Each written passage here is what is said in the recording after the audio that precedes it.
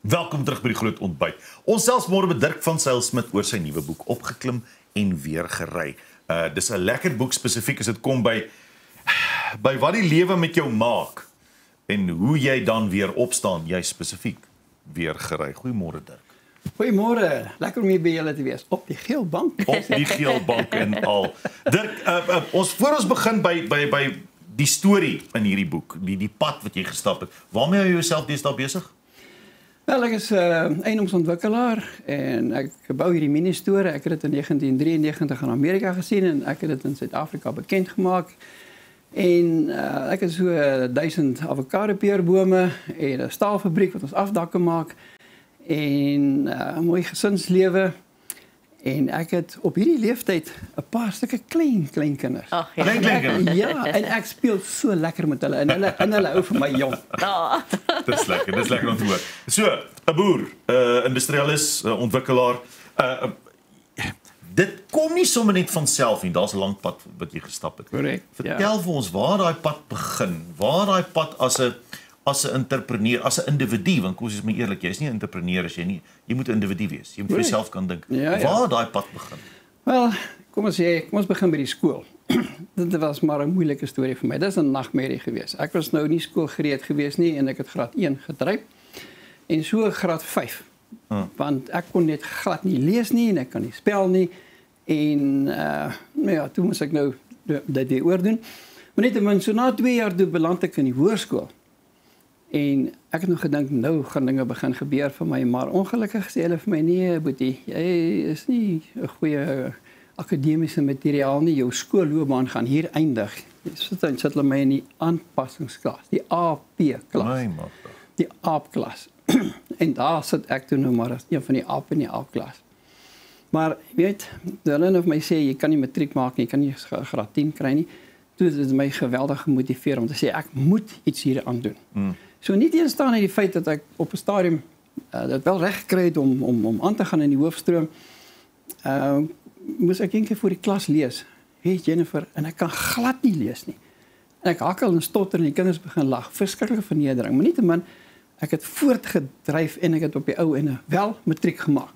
Sure, dit is wonderlik. Dis ook so lekker storie om te hoor van die aanhou en uithou ten spyte van waardeur mens gaan en ek dink dis 'n les wat ons almal kan leer is.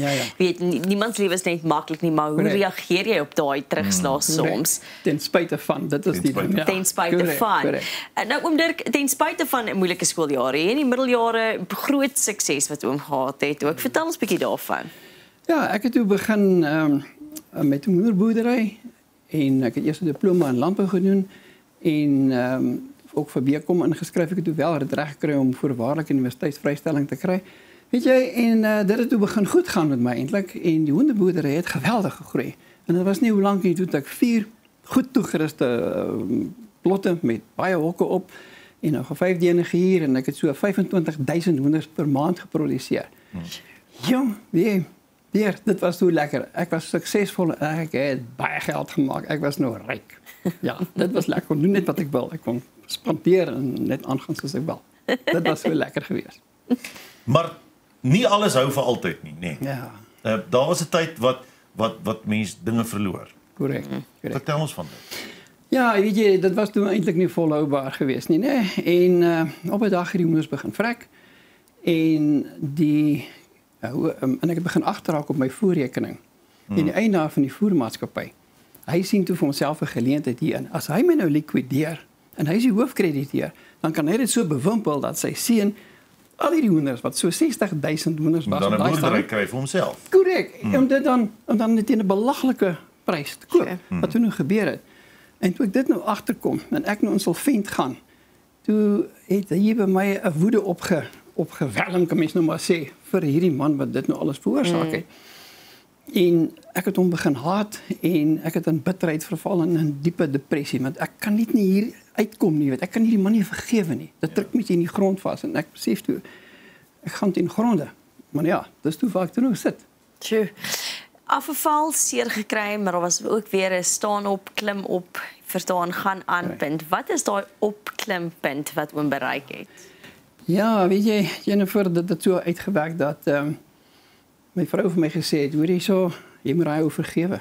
Want ek sê dit is onmoontlik, ek kan nie. Kyk wat het nou my gedoen.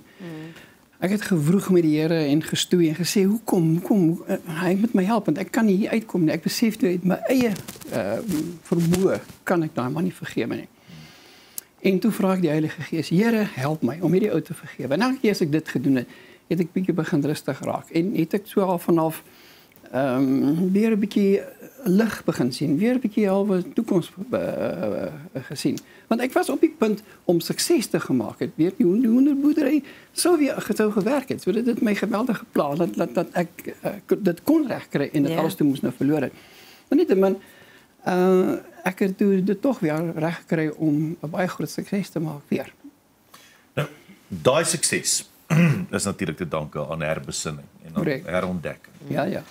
As jy nou moet terugdink, wat dink jy is die grootste herontdekking of die grootste bewuswording weer wat jou gehelp het om op te staan? Weet jy, Peer, dit was eintlik interessant dat jy dit vra. Want toe ek nou die pad met die Here begin stap, toe kom ek agter, maar na enige terugslag, enige trauma wat 'n mens beleef, al is dit hoe erg, is daar altyd weer hoop.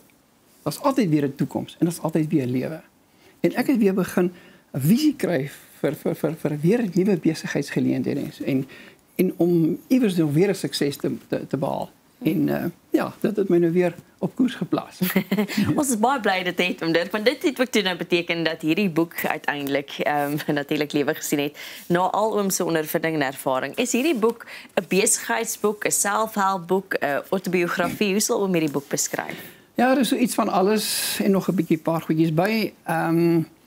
Ja, ek dink wat eintlik die oorsprong van die boek eintlik veroorsaak het, is die feit dat soveel mense na my gekom en gesê, hoorie, ek sien jy maak 'n groot sukses, nie teenstaande al die terugslae wat jy gehad het nie. Vertel ons 'n bietjie, hoe doen jy dit? Toe kom ek agter dat mense in die algemeen nie altyd beplan waarheen hulle op pad is met hulle lewens nie. En toe het ek begin om dit alles neer te skryf. En ek kon heel wat mense help. Dit werk eintlik nogal redelik eenvoudig. As 'n mens dink dat jou gedagtes bepaal jou totale lewe. Hoe jy dink oor jouself en oor die lewe bepaal hoe jy daaroor gaan voel. En hoe jy gaan voel bepaal hoe jy gaan optree.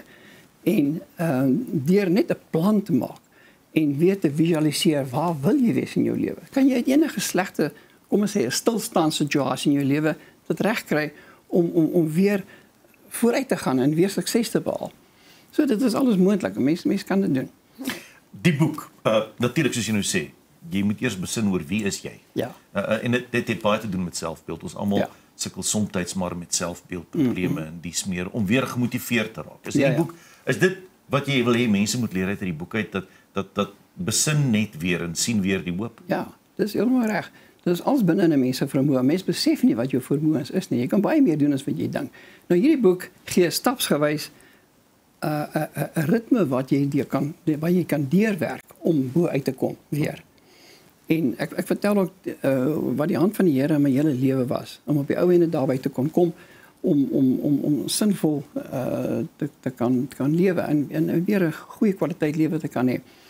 Daar is soveel dinge wat 'n mens kan doen. 'n Mens moenie laat die wêreld jou terughou nie. Jy daai locus van kontrole wat vir jou sê jy kan nie. So jy kan. Hierdie boek sê vir jou presies hoe jy moet maak om weer daar uit te kom. Ek vertel 'n lekker storie van hoe om 'n besigheid te begin en hoe om dit volhoubaar behoorlik te kan bestuur en beheer. En natuurlik om die hand van die Here altyd in jou hand te hou en dan kan niks verkeerd gaan nie. Dan gaan jy sukses behaal.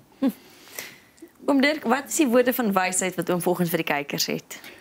Ek sou sê elke keer jy afval, moet jy net weer opstaan. So as jy net een keer meer opstaan as wat jy val, dan is jy daar. Onthou net, altyd is daar hoop, daar's altyd toekoms, en daar's altyd weer lewe. En selfs wie die ergste ding wat met 'n mens kan gebeur in die lewe, is wanneer jy jou laaste asem uitblaas, né? Dus daar kan niks erger met 'n mens gebeur as dit nie. En weet jy wat? Weer, dan is daar 'n lewende hoop en daar is 'n opwindende toekoms.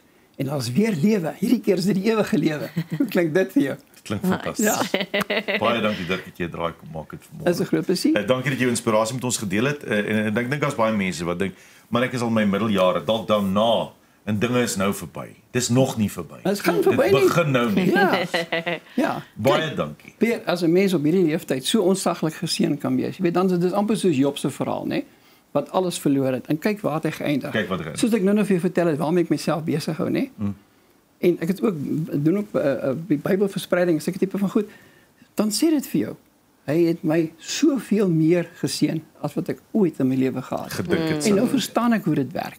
En ek het waarde vir goed wat ek het. Dit is so lekker. Mens moet hierdie donker paadjie loop om karakter te vorm en dan wel weer sin te kan maak in ander mense se lewe. Hierdie boek sal ongelooflik baie help vir mense. Daar is dit. Dirk van Sail se boek Opgeklim en Weer Gery. Baie dankie vir die kuier vanmôre, dit was lekker geweest. En as julle my wil kontak, die webwerf is opgeklim.co.za. Dis hy. Opgeklim.co.za. Daar's nou ook dan 'n boekwinkel, kan jy nou maar sien. Jy kan 'n harde kopie kry. Okay. Wat ons vir jou kan pos of 'n e-boek of 'n audioboek. Nou maar Dirk, baie dankie vir die lekker kuier. Dit was lekker om jou te gesels. Onthou daai webtuiste opgeklim.co.za as jy dalk die boek wil kry. Opgeklim.co.za. Dankie Dirk. Alle sterkte. Hey, dankie. En as ons terugkom net advertensiebreek, dan is ons saam met Tanya de Venter Beyker.